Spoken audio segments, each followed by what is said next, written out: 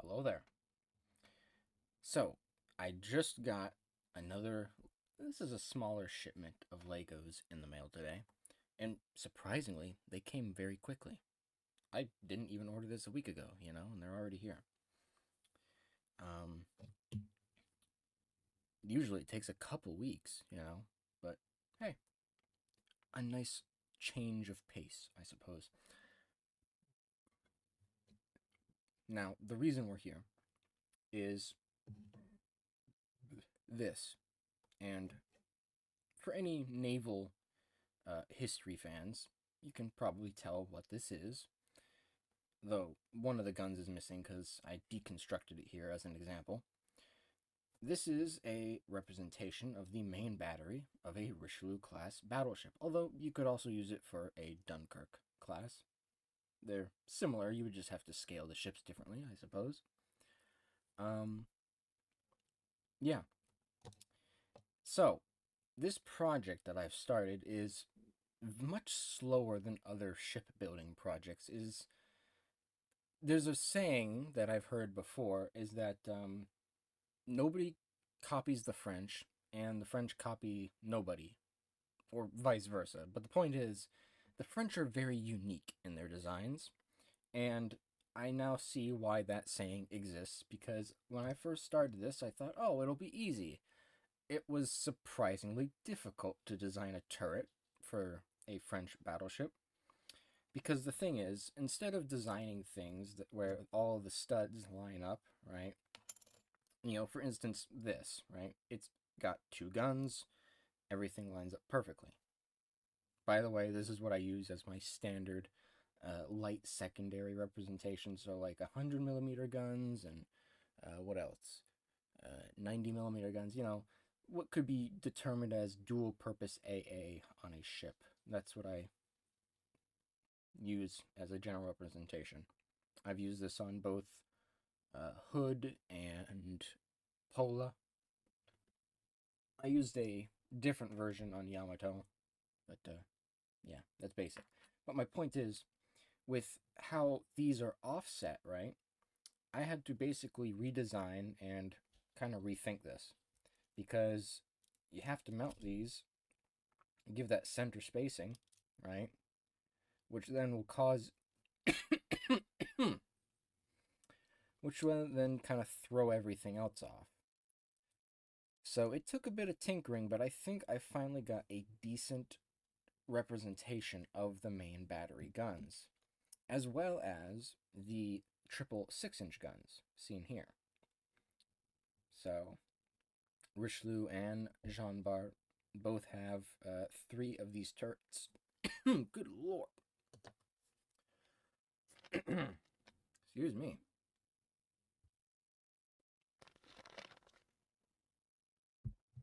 They each have three of these turrets for nine 6-inch guns in total. And I think I got pretty well on the representation of this. So that's a nice little bonus to the start of the project. But back to the main event, as it were. So we're going to start real quick. The guns, seen here, are just this antenna rod. I have several of these over here. The camera kind of glitching out here because who knows why. That right there. So you take that, put your cones all the way down to the base. These black connector pieces, these short gray connectors, and boom, you're done. I recently have actually thought of an alternative. When these parts came in, I kind of thought of an alternative that you could do.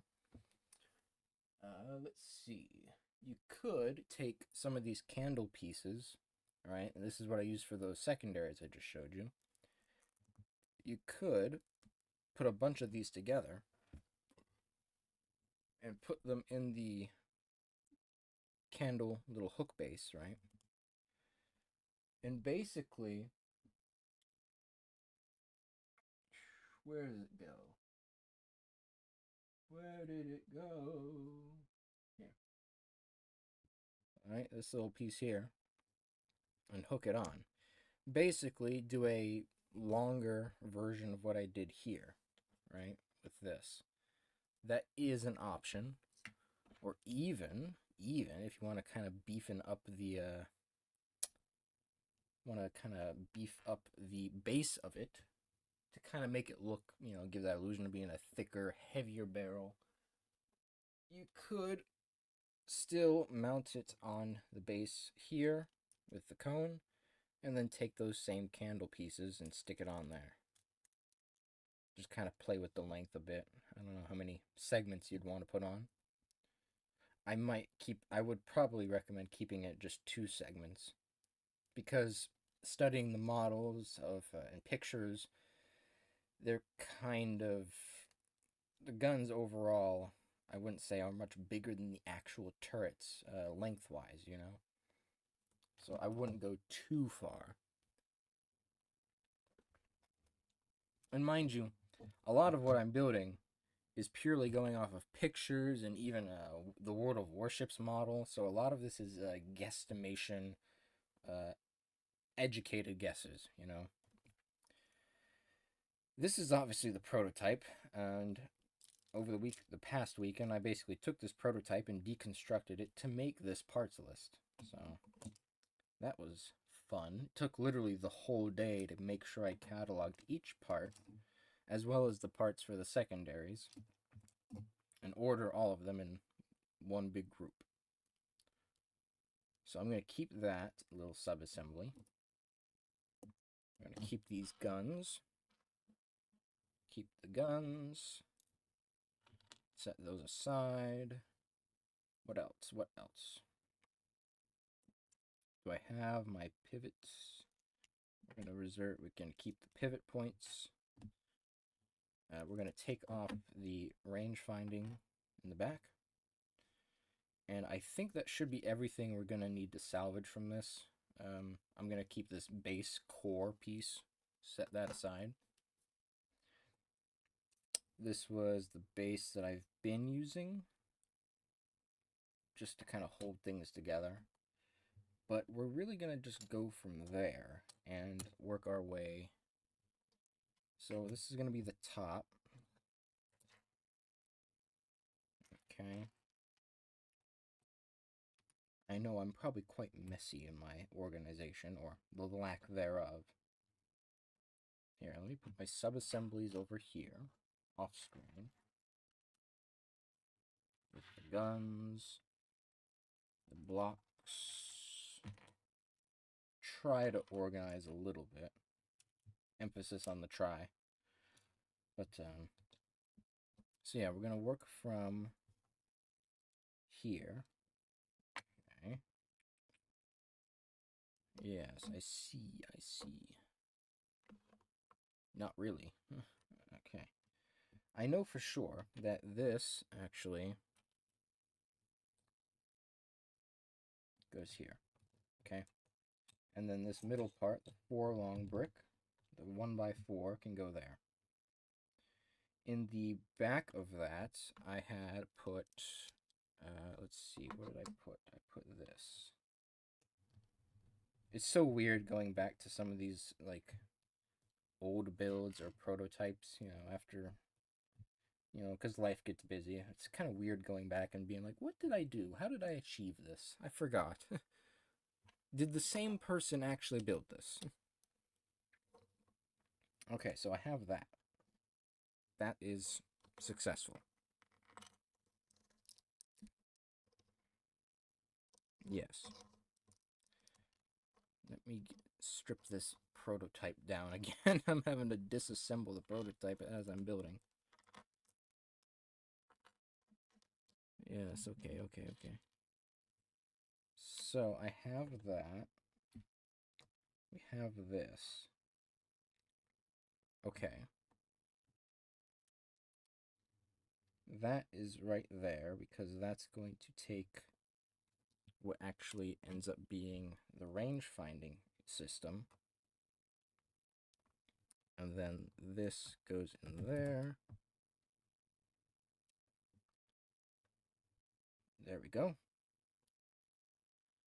Followed by our little angled pieces here. So we're going to place our 4 corners.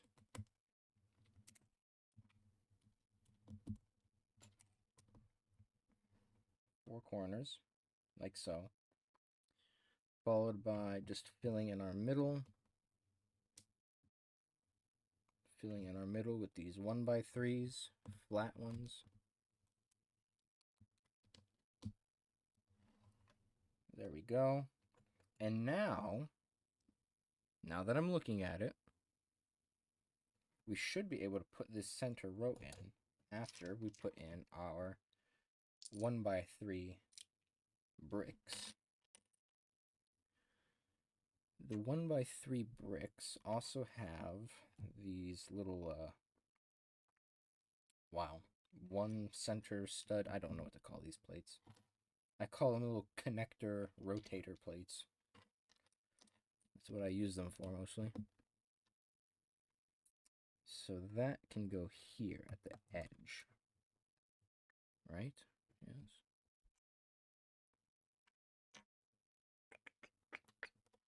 Come on. Yeah, that goes there. That goes back there.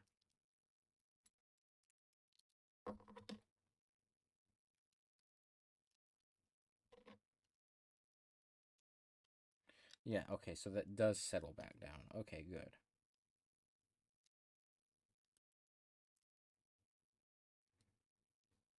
Okay. That's good. Okay.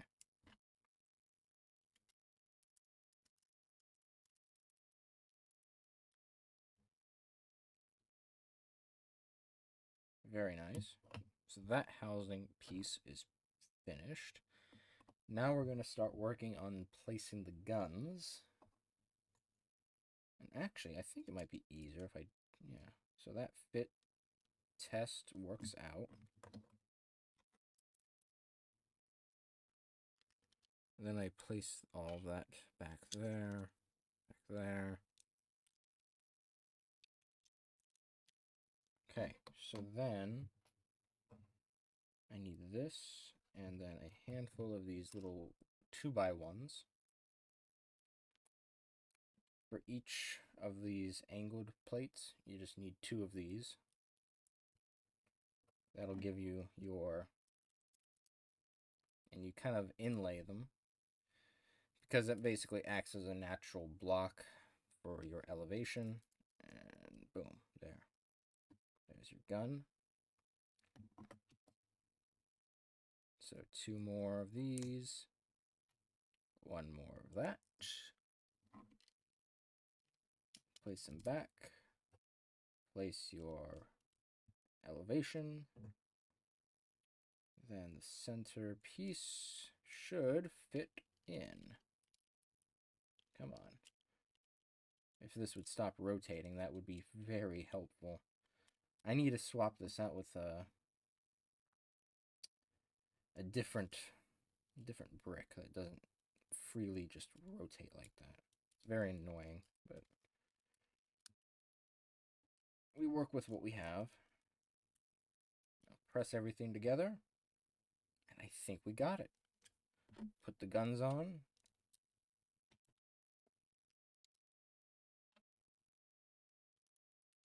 And there we go. Let's see. Let's take a look. Now this is basically just what I need to rebuild this base, more or less. And yes, it holds together. So now we have a nice, more of a, instead of this thing I made cobbled together from leftover parts, we now have a more unified gray, like an actual ship model gun. And to top it off, I'm kind of, again, looking around. This is kind of going to be like the barbette that's kind of sticks out of the deck of the ship, right? So we can either put it on like this, keep that layer, or conversely, this is actually something I have a question for anybody that comes across this video. So anyone who has a bit more advice or opinion, so I can leave it like that, right, with this piece included, or not have it on there, and instead put it right here, right? So that connector piece is going to go right in there. Let me see if I can just line that up, right, like that. So it's going to be much closer to the plate. And, you know, there won't be as much gap. I don't know which one technically looks... I like this better because it's just more compact. I might honestly stick with it. Actually, let me take a look at this. Let me take a look. Let me take a second look. Because I have that there. That would be there. It's not that far off, really. That's much more centered. Whereas this is kind of back behind just a little bit. There's a bit more overhang. I think you can still leave your comment that I asked for before, but I'm going to go with this one for now. This is going to be what I go with simply because I like how much more compact it is. Right? We'll roll with that. So that does it for the first official bits of the battleship Richelieu. I actually have more spare parts over there to make another one of these. I'll probably just do that off screen, but I wanted to make this little demonstration and kind of show my prototyping and how I was building this, you know. So consider this an episode 1, and honestly, as I kind of implied at the beginning, this is going to be a much more long-term Lego build. I've built, 3 ships? 4 ships? I've built 2 ships that are kits. The Iowa and the Tirpitz. But I've built 3 ships. No, I had to look behind me. I've built 4 ships, custom build, that are about the same size as the kits, right? So they're about arm's length. And yeah, they're all custom builds. 3 of them are historical models. The Pola, the Hood, the Yamato. The 4th one is like a fictional mashup of different things, but I still count it. I like it. But yeah, this one's going to be different. It's going to be a bit bigger simply by virtue of having to scale the ship around the turret. You know what I'm saying? And there's going to be more detail because, like I said, the French copy nobody, and nobody copies the French. You know, or whatever that saying is. Yeah. So this is going to take a lot longer to complete. I can tell for sure. But regardless, I do hope you enjoyed it, or maybe you even have a few pointers for something like this, a few sources that I can research. And yeah, I thank you for watching, stopping by. Hope to see you in the next one. Peace.